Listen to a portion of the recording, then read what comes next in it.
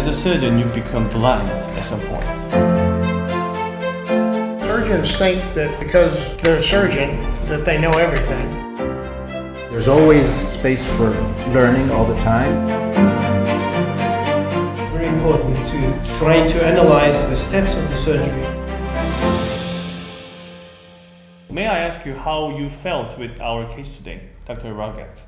Well, it was a really nice case. I got to learn very important tips that not only add to the efficiency of the operation, but again save a lot of time. And I know that it's very critical in this kind of surgery, the time factor. The shorter, as we were previously discussing, the shorter the time, the less incidence of infection. So. Have you done the penile implant by yourself before? Yes, many times. How many cases? I could do around 6 to 7, maybe 10 cases a month back in Egypt. Just yourself? Yeah, all by myself. Where did you get a training before? All of that before? Well, I'm originally a lecturer of urology in the university, Ben Suef University in Egypt. I got my training at Cairo University, my master's degree in urology, then my doctor's degree in urology in Cairo University. Then I went for a fellowship in the US at the Cleveland Clinic for 2 years, followed by 1 year at Houston, Texas. Mm-hmm. So you have a long history of the training with the prosthetics in the head of this. Mm-hmm. May I ask you why you chose to come over here to get trained by Dr. Osmanov? First of all, Dr. Osmanov is one of the best in Europe when I researched, and there's always space for learning all the time. You want to get the, especially from the experts in this field, because you want your service, you want to always advance in your service. And I was fortunate enough to win the ESSM award, the sponsorship for this fellowship.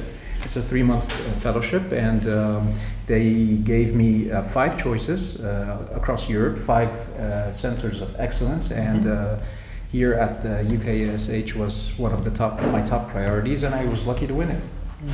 Dr. Osmanov. So you were able to see today, Dr. Osmanov and I myself have some years of experience with the penile implants, but obviously we have a master today, right? Dr. Wilson was with us. So how did you feel? Those two, his sons are scolded by his father, their father. We were just talking about that. I wish to be a third son from Egypt because, I'm thrilled. It's only been a week now and a busy week full of interesting cases. And to top that, this summit with, I know Professor Wilson's the godfather of the whole implant world. So, I'm on top of the world right now. Well, not only that, but today we did the penile implant, which is a 45 years it's been around, and we did it through an incision that has only been described 15 years ago for putting an inflatable in.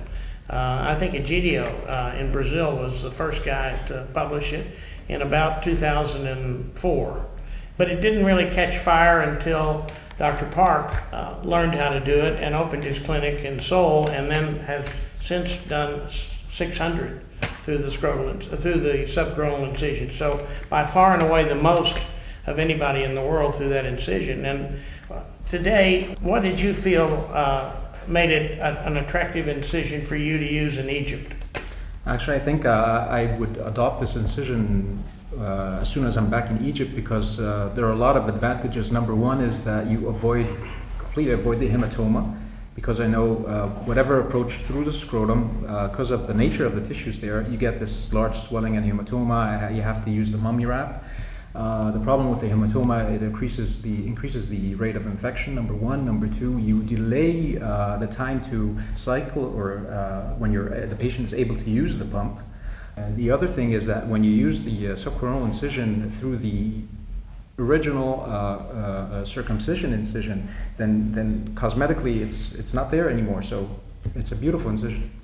So all through your trainings and the many other things, what do you think the most important in terms of to prevent the post-operative infection or post-operative complication? Let's say, what's the most important thing you have to do during your surgery? I think it starts maybe before surgery. It's the proper preparation of the patient, proper selection of the patient. If you have any septic foci, you have to take care of that. And then it has to do with the operative theater, the setting, your instruments. And then it has to do with the operator himself, his skill, his expertise, the technique he uses, the approach, the time of the operation. I think all of this affects the time of operation from the beginning to the end. As soon as you open your incision and the closure, even the closure, maybe the antibiotics used during the procedure, the way you handle the device itself, the implant itself. Afterwards, I know Dr. Wilson might not approve of that, is the postoperative antibiotics, but we were just discussing that they have no that much of a role afterwards. It's the peri-operative antibiotics. I think, yeah, that's the most important thing. As I highly value your efforting of the continued education, because like you saw today, Dr. Osmanov and I become used to our own ways of doing things. Like we so become familiar with it. We cannot recognize any faults or any downsides of what we do. As a surgeon, you become blind at some point, right? So training like this, Correct. someone should tell you that you are doing something wrong.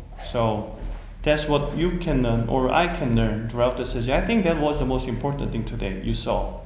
That's what I believe. Because there will be a day that you become experienced surgeon, and you know that you are a good surgeon, but that's the time when you need a master surgeon to correct you. And I think, like I said, there's always areas of improvement. I mean, they would never stop to improve your procedure, your technique.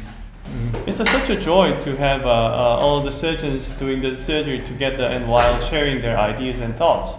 They have all logics, but their logics is not always right. So Yeah, I mean, surgeons think that because they're a surgeon that they know everything, and so they add things to the procedure that have never been proven to work and never been proven to decrease infection.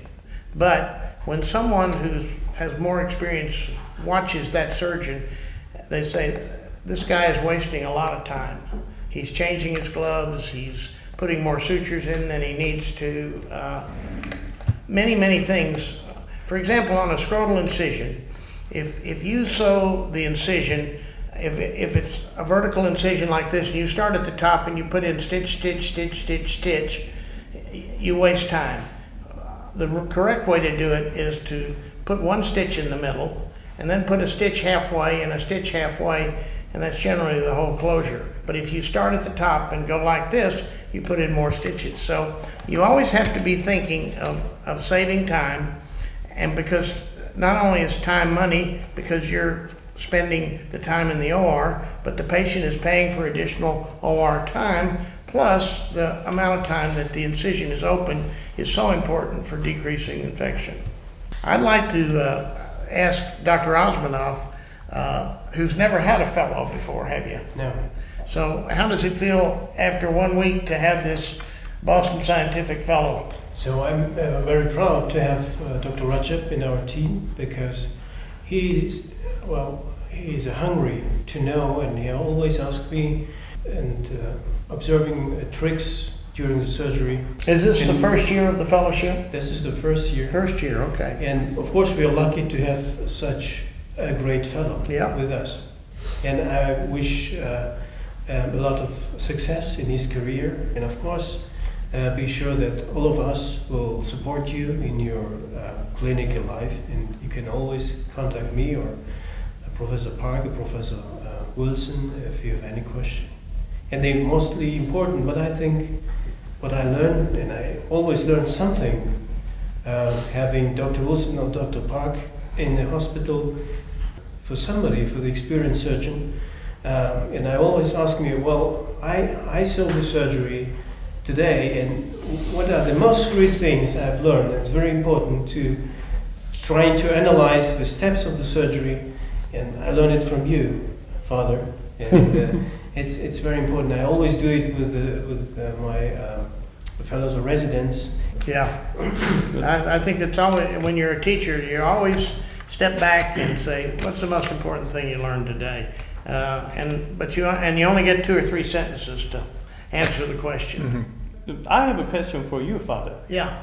Not all students are as smart as our Dr. Rajab. You know, many students of yours are like us. We're very stupid. We're very, hard to teach, very stubborn and those stuff. How were you able to manage all those teachings? Yeah, it's a funny deal. Some guys, they have it immediately.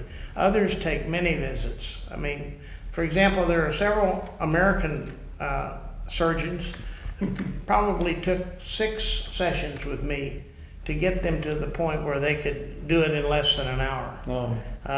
So it's a matter of training, and what I find, Sean, today is that it's even more difficult with young doctors because of the laparoscopic and the robotic emphasis in their training. Many of them don't do very much open surgery. These guys, they finish their training and they're a wizard at the robot, but in terms of making an incision and tying knots and getting exposure, they don't really know what to do. And so it's even harder now, and that's why fellowship training like Ahmed is taking is going to really pay off, because we're going to have fewer guys do these tricky, risky little operations in prosthetic urology.